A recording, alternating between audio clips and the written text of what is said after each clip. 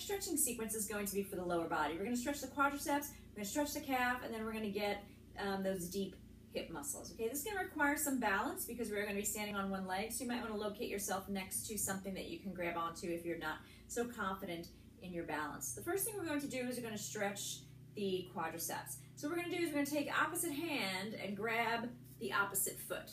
Okay, we're going to try to pull the heel back towards your butt, and you may or may not feel a stretch in here. Sometimes we don't really feel this because we're limited by how our knee just stops bending after a while. But I want you to do to increase the stretch is just push this hip forward just a little bit. You're going to feel that stretch shoot down the front of that quad. So this can be uncomfortable depending on how far you're pushing your hips forward.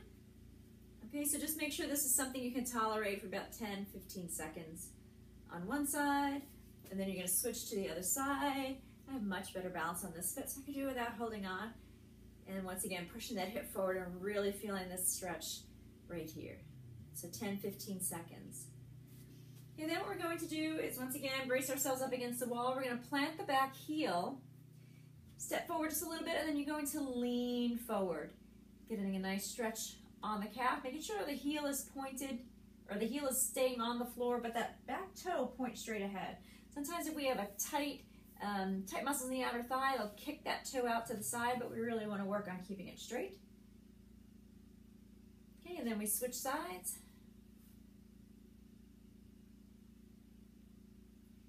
Okay, and then I want you to go back to the original foot, keep that heel planted, and this time I want you to bend the knee forward. Okay, this is going to change the stretch from the calf is actually two different muscles. So the gastrocnemius up at the top is good to stretch with a straight leg. And then we can get the soleus with this bent knee. Okay, once again, leaning forward, but bending the knee. And finally, the last stretch for those hip muscles, you're going to cross one leg over the other. Okay, and then you're going to try to send those hips to the back and sit back as deep as you can. And then if you need a little bit more, you can put some light pressure on this thigh and really feel that right here in the hip. So once again, holding, holding, holding. And then you're going to switch sides. Sitting back, the deeper you can sit, the deeper you're going to feel the stretch.